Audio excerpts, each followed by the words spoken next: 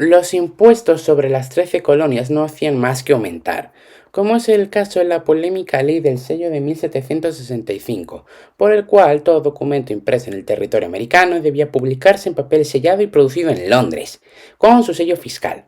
Al igual que los impuestos anteriores, el impuesto a los sellos tenía que ser pagado en moneda británica, no en moneda colonial. Los colonos se negaban a pagar este nuevo impuesto porque no tenían representación alguna en el Parlamento británico. El Parlamento a su vez afirmó su autoridad al aprobar nuevos impuestos, como el Acta del Té, la cual permitía a los británicos vender su té en las 13 colonias sin pagar impuestos, para beneficiar así a la Compañía Británica de las Indias Orientales, la cual había comenzado su expansión por Asia. Esto empinchó mucho a los colonos y en 1773 tuvo lugar el motín del té de Boston, donde un grupo de colonos disfrazados de indios arrojó al mar el cargamento de té de 3 buques británicos, lo cual empezó a desestabilizar la situación.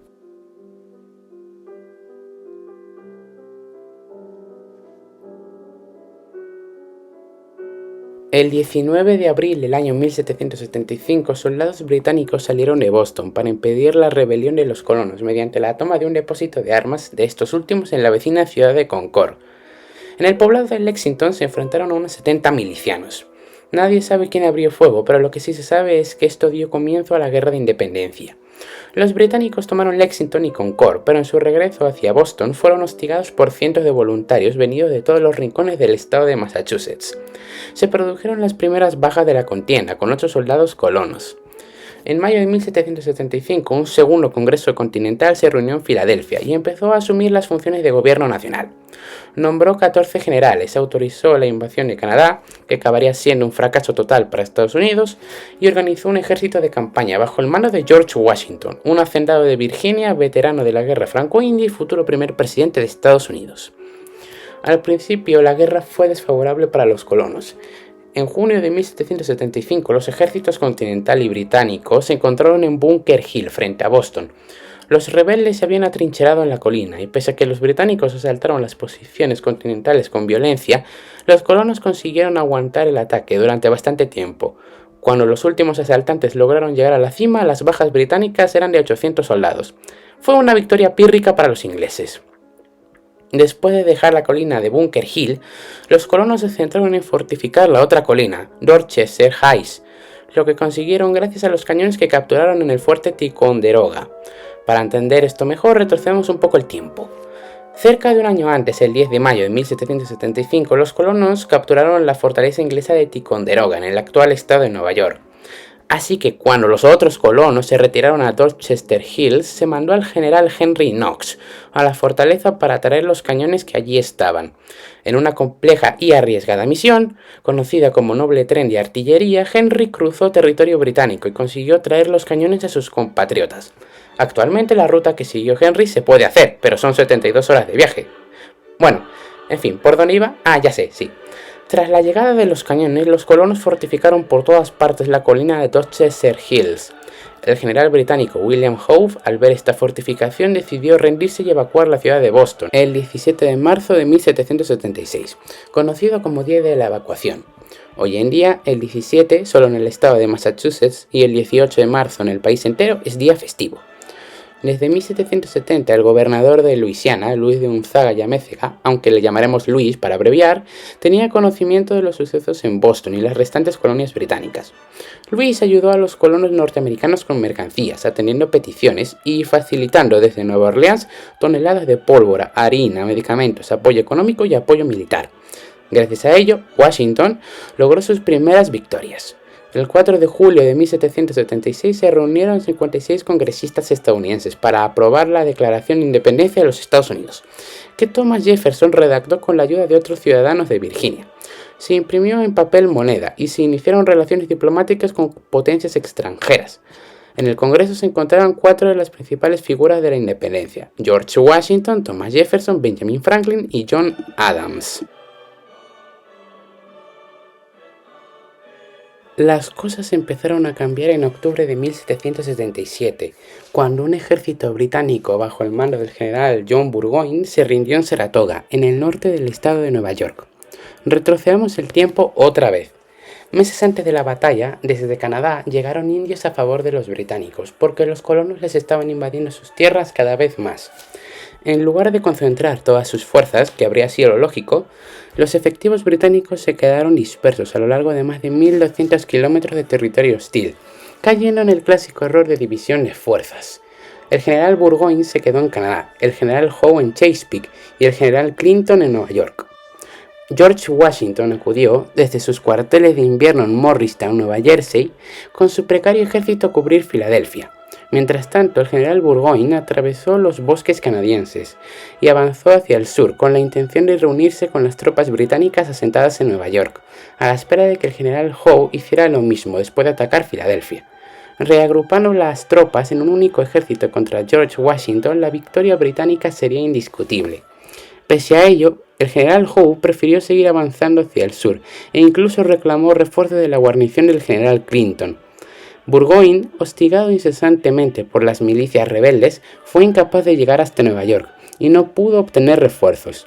Finalmente quedó aislado en Nueva Inglaterra, con graves problemas de abastecimiento y cercado por un ejército muy superior en número.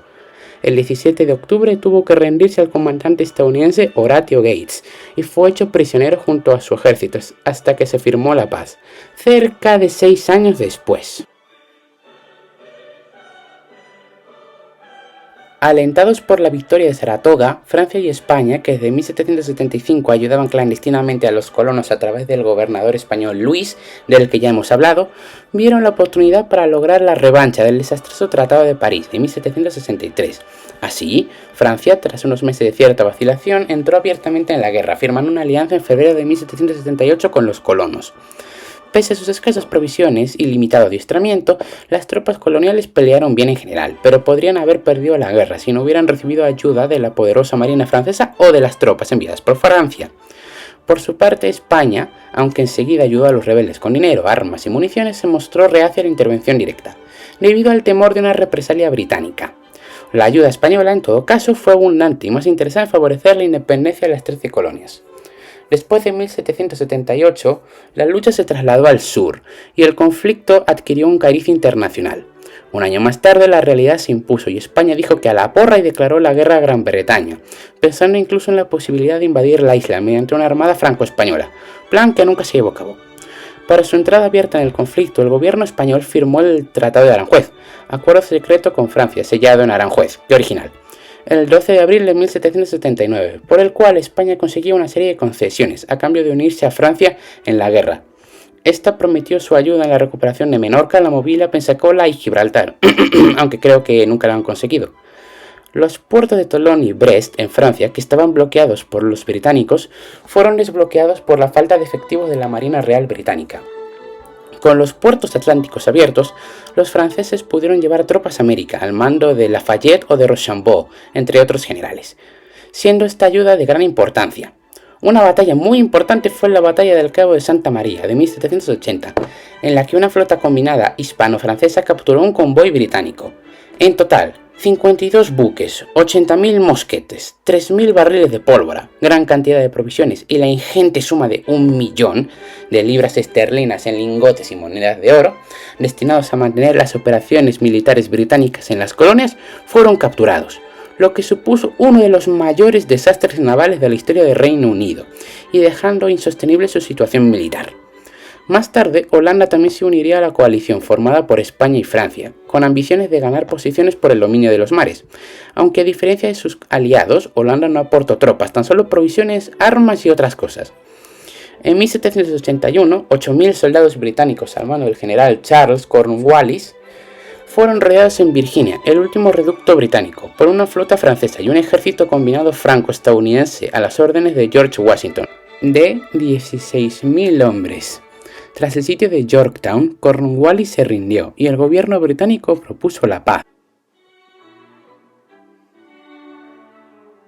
Este tratado tuvo varios puntos muy importantes. El primero fue que, por fin, se reconocía, tras 8 años y muchos muertos y mucha sangre, la independencia de Estados Unidos de América y se otorgaba a la nueva nación todo el territorio al norte de la Florida, al sur de Canadá y al este del río Mississippi. Gran Bretaña renunció también al valle del río Ohio y dio a Estados Unidos plenos poderes sobre la explotación pesquera de Terranova.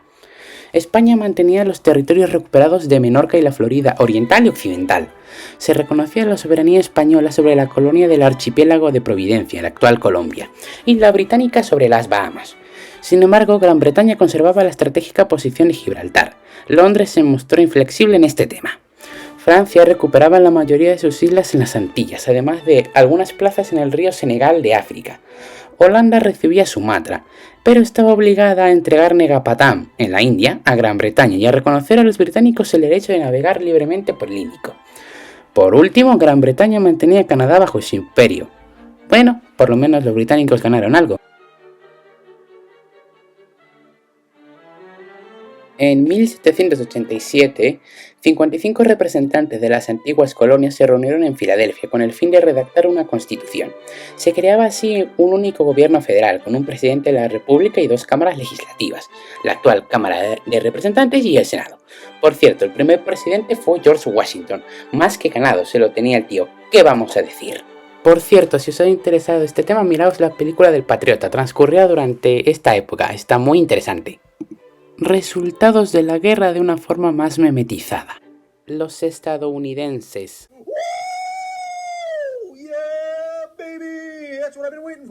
Los británicos.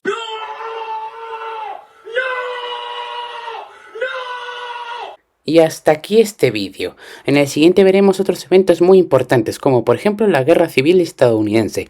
Nos vemos allí, gente.